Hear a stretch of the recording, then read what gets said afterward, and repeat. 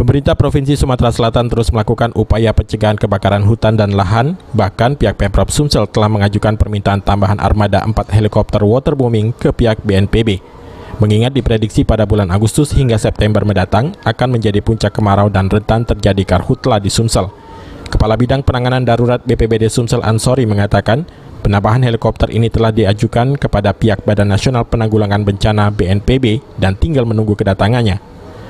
Saat ini pemerintah provinsi sudah menyampaikan surat permintaan ke BNPB untuk mendapatkan tambahan bantuan helikopter waterbombing. Mengacu pada tahun-tahun sebelumnya, Provinsi Sumatera Selatan mendapat alokasi sampai 12 unit helikopter. Nah, saat ini kita baru ada 7 unit, itu pun 2 unitnya adalah helikopter patroli, jadi ada 5 unit helikopter waterbombing.